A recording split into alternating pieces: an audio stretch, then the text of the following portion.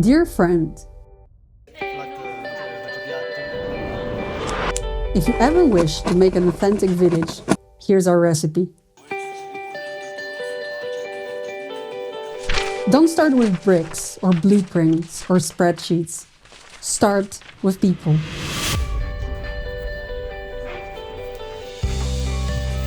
Tell me something in Italian.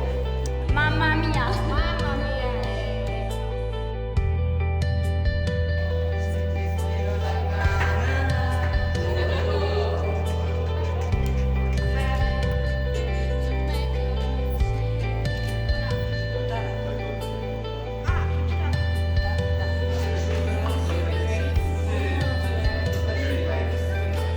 Step 1.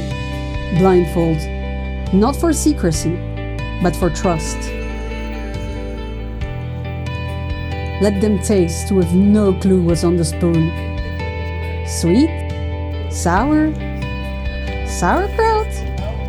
The taste is not strong. They will guess. They will laugh. They'll be wrong. That's perfect. That's the point.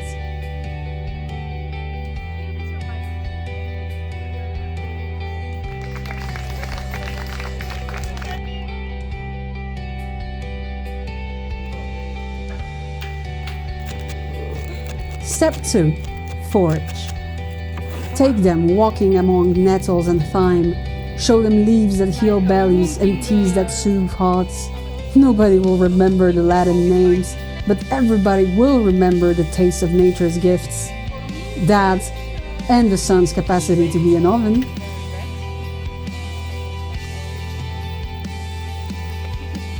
Step 3. Steer in movement. Add music.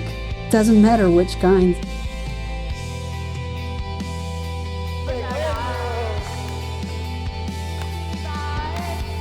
Folk, pop, Balkan beats, anything that shakes off the stiffness.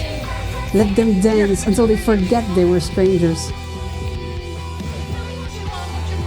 A recipe without dancing? That's just an instruction manual.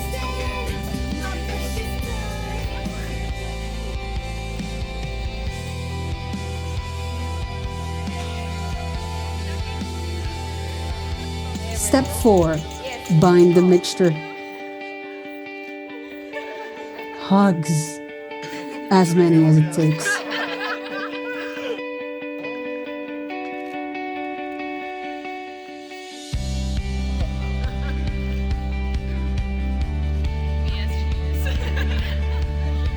Step 5. Simmer slowly. Lay the tables. Bring out the bowls. Prepare the space. Arrange the chairs. Light the lamps. Open the room. It doesn't matter how it looks though, as long as it's shared.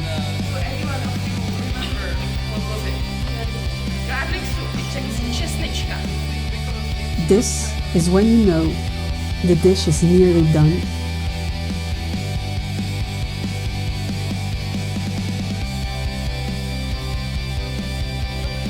Serving suggestion.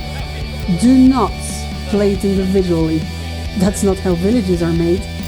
Serve in big pots, pass them around, and let everyone take what they need.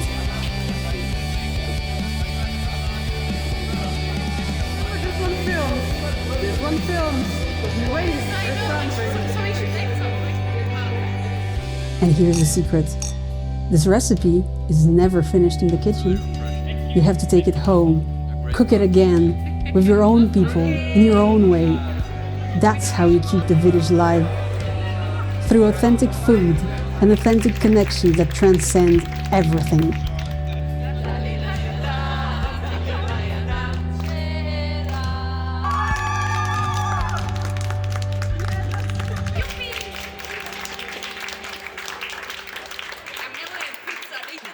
Hoping to see you soon, your friend.